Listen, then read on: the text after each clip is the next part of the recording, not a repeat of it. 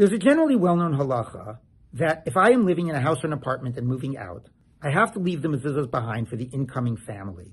That the sense of not lowering the sanctity, not sort of robbing it from its mitzvah, not leaving it exposed to possible danger, if that's your approach about mezuzah, that's a responsibility I have to the incoming family, if they're Jewish, and if they're prepared to pay for the mezuzah. If they don't want to pay, then I'll take the mezuzahs, and that's not my responsibility anymore. But what if I don't know who's coming in after me?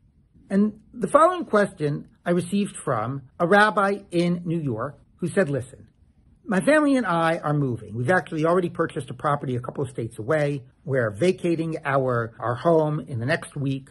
We don't know who's going to buy it. Will it be a Jew? Will it be a non-Jew? Will they want to pay for it, not want to pay for it? Given all of those doubts, let me just take the mezuzahs now and use them in my new home. And regardless, why should I be keeping mezuzahs up there? The place is going to be vacant for at least 2 months until this situation resolves itself. And I said that while he made a good argument, I actually thought he needed to leave the mezuzahs up. Why? Not for the obligation of those moving in, but for his own obligation of mezuzah. What is the story of a house that I own that I don't live in? So the Gemara says that if I own it and I am renting it, the full obligation of mezuzah falls on the one renting it. Mezuzah is about living in the home, and the obligation is on the one who lives there, not on the one who owns it.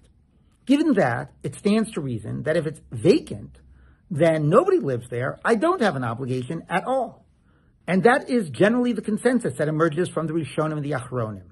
However, there is a position of Rav Yaakov Emden that in that case I am obligated. And it seems that he's talking about a circumstance in which there is some connection I still have to that place as a place I live. Either I might go there one night a year to just sleep overnight, or, which is our situation, I've been living there and I've moved out. So since it is not just an investment or a rental property, but a place that I have or do or occasionally live in, I am still obligated to put a mezuzah on there. So I said to this rabbi, you need to be concerned with Rav Yaakov Emden's position. Since you've been living there, forget who's coming in. You have to have the mezuzah up there until somebody else purchases this house. And when they do, if they're not Jewish or they don't want to pay you for it, you can take the mezuzahs. But until that time, you should leave these mezuzahs or put less expensive mezuzahs up. But there need to be mezuzahs on this house that you own, that you lived in, and that you have this relationship of a place where you live as long as you still are the owner and somebody else has not taken possession.